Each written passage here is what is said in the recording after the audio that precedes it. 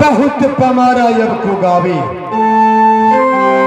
बहुत पमारा अब को गावे। है देर, शोर लटारम या पीछे का, शोर लटारम या पीछे का,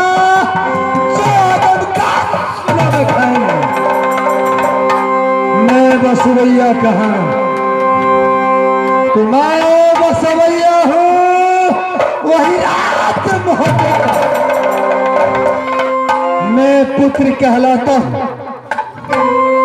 मैं पुत्र कहलाता हूँ श्री राजा जासर सिंह का, जो माँ देवला का गोदी दुलारे, बड़े भाई को नाम अमर पति आल्हा सिंह पड़ता है, और खास नाम ऐसे काबनो किला के अंदर रुदल सिंह के ही नाम से जाने जाते। सजना मैं क्या बताऊं दोस्त बसिंदा रखकर पैरी को, जिनकर नाम देवरिया वीर, जो सुबह में आता शाम को जाता, और शाम में आता तो सुबह को ही जाता। लेकिन आज कारण क्या, जो मेरे दोस्त 7 दिनों से मोहब्बत के अंदर नहीं आया,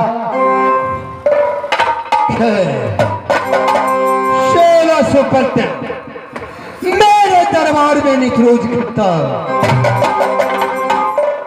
लेकिन एक शाम से मैं अदालत के ऊपर हल्ला ही मचा रहा। हर एक भी मंत्री को पता नहीं दरबार छोड़कर कहां चले गए हैं बेहुदा लोग। और मिला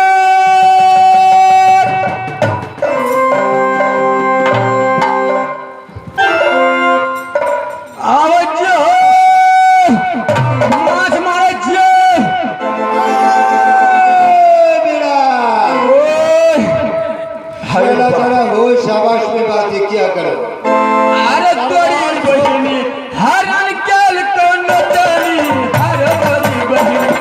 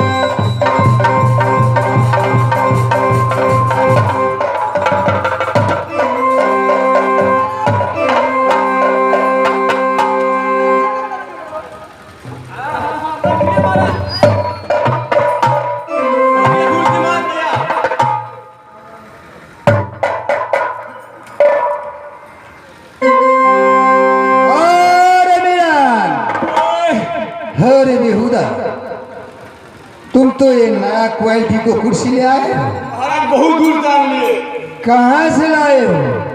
छिनरिया भैया स्थान लिए। आए, शाला। चलो सीधा करो कुर्सी पर।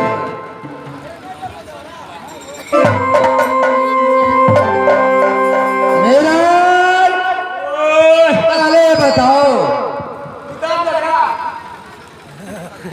अरे शाला, शायद तुम्हारा दिमाग खराब हो गया है। मैं तुम्हें रोशनी को कह रहा हूँ बताने के लिए। फिर अंधेरे में ही प्रोग्राम होगा। बेहुदा, जो मैं पूछता हूँ उसका जवाब दो। क्या तुम सही सही जवाब दे सकते हो या नहीं?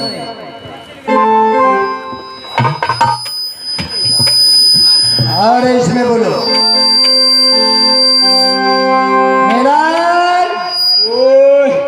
हाँ वही के बच्चे। अरे जो मैं पूछता हूँ उसका जवाब दो।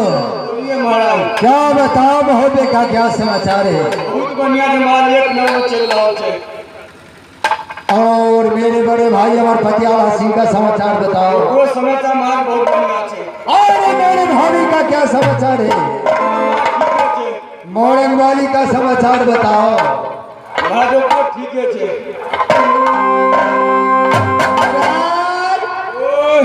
तो एक बात बताओ, जब 1655 मेरे दरबार में निकोज करता, सच बात है महाराज। एक शाम से मैं अदालत के ऊपर हल्ला मचा रखा हूँ। 1600 मंत्री में तुम लोग एक भी मंत्री नहीं था दरबार में। और तुम लोग कहाँ गए? महाराज 4 जगह से छेद में नाच चले। 4 जगह से नाच चले, 4 जगह से। कोई बात नहीं, लेट भर ड्यूटी में। अच्छा मेरा एक बात बता सकते हो?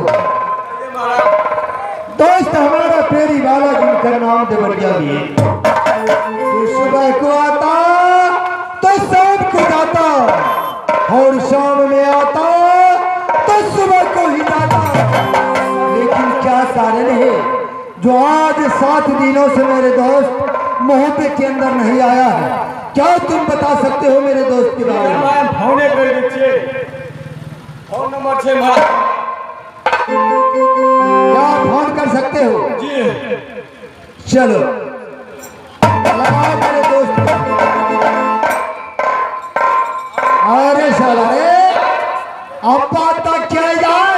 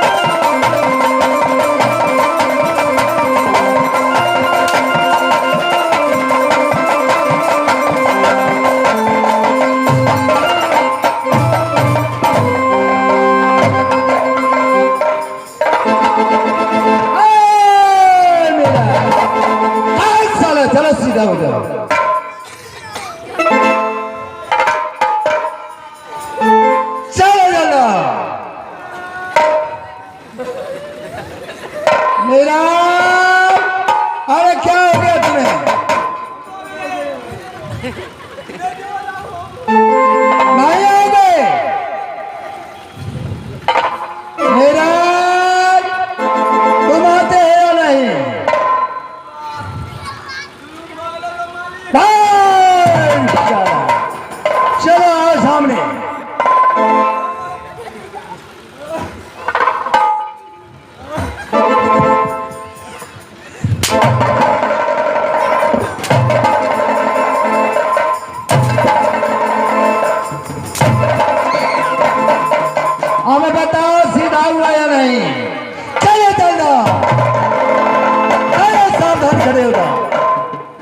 मेरा अब तुम सही सही जवाब दे सकते हो।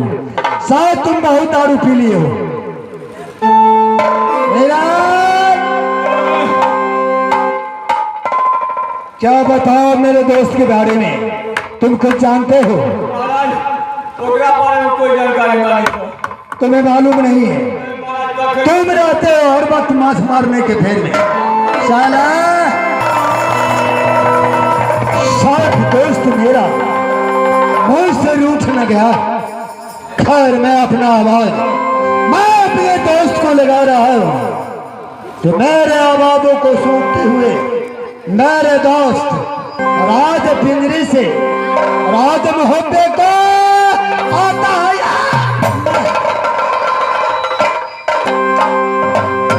हंसवारी हो